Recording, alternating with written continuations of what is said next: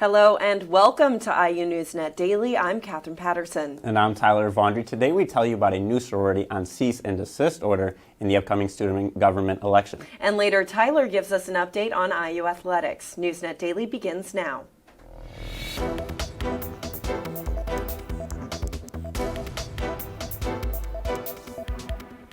The IU student government election is this Tuesday, and voting will last until Wednesday evening. There are 4 presidential campaigns, and candidates will participate in a town hall tonight at 6 o'clock in the IMU's Maple Room. The various campaigns are called Ignite, Revive, Dare, and Excel. They cover an array of topics including campus diversity, affordable education, gun violence, environmental causes, and more. For more information on individual campaigns, you can find their pages on Instagram, and you'll find your ballot in your student email. This week, IU placed a prominent sorority on a cease and desist order, the third such disciplinary action against a Greek organization this year. Alpha Phi sorority is under investigation for hazing, endangerment of others, and alcohol violations. The Alpha Phi suspension started February 24th and will remain in place until the investigation concludes.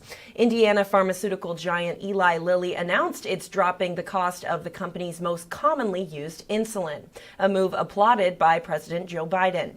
The company is cutting insulin prices by 70%. For people without insurance, Lilly will continue a program that caps out-of-pocket costs at $35 a month. President Biden hailed Lilly's announcement and urged other manufacturers to make similar cuts, according to the New York Times. The CDC reports that the number of adults diagnosed with diabetes doubled in the past 2 decades. Drug manufacturers had increased the price of insulin over 600% in 20 years. IU's School of Global and International Studies will be hosting its 8th annual America's Role in the World Conference today and tomorrow. The nonpartisan event hosts multiple scholars, diplomats, and government leaders to network with students and discuss pressing global challenges. This year's primarily focusing on climate change. The people that come to the conference want to be speaking with students. So make sure that you come prepared to talk and to learn from these wonderful people who have a wealth of experience.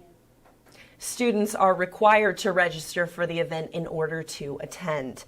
The social services organization Wheeler Mission is providing more aid to the homeless. Wheeler purchased the building next to theirs on Westplex Avenue with the intention of spacing out their 130 beds for a more comfortable living environment. The new building will serve as an emergency shelter while the original location is for long-term housing. And now, turning to sports, we have Tyler to tell us what's going on with Hoosier Athletics. That's right, Catherine. A lot going on in the IU basketball world, so let's start there. There was a lot of hope surrounding IU men's basketball team coming off their stellar performance in West Lafayette against Purdue. And with a home game against Iowa, they looked to keep the momentum going.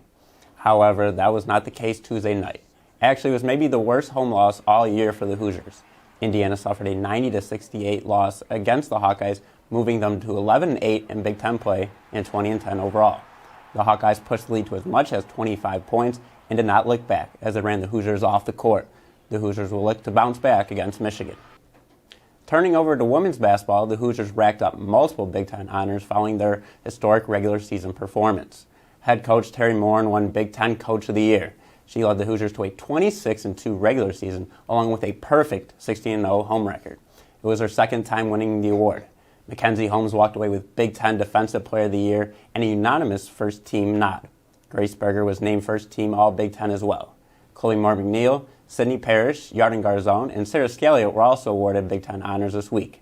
And for more on the Hoosiers and their tournament run, we turn to Abby Haymond. Thanks, Tyler. With the first round now behind us, let's take a more in-depth look into this year's Big Ten tournament. The 5-day event is taking place in Minneapolis at the Target Center. This is the first time the event has left Indianapolis since 2015. And now, whether this is due to the location change or the growth of women's basketball in the Big Ten in general, ticket sales have already surpassed what they did last year in Indy by over 400%. This is really no surprise, as 5 of the top 16 teams in the nation come out of the Big Ten. This is the most of any other conference. Now, let's take a look at the bracket.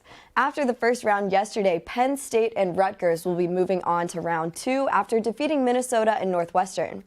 As you can see, 4 games will be played in the second round. Then come Friday, those winners will advance and take on the top 4 ranked teams who all received double byes, meaning that this will be their first game of the tournament. While Indiana and Iowa are obvious teams to beat, there's definitely a few more to watch out for. The championship game will take place on Sunday. Tip-off is set for 4 p.m. Back to you guys. Thank you, Abby. And one more thing before we go. Michael B. Jordan, 36 years old, received his Hollywood Walk of Fame star yesterday. This comes after Courtney Cox received her star on Monday.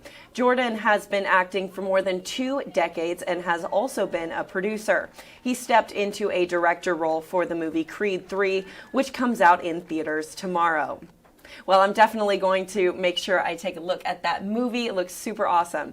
Well, that's a wrap for today's IU NewsNet Daily. Tune in for the latest updates on all Hoosier news and sports. Be sure to follow us on Instagram at IUNND. For IU NewsNet Daily, I'm Katherine Patterson. And I'm Tyler Vaundry. Thank you for watching, and we'll see you next week.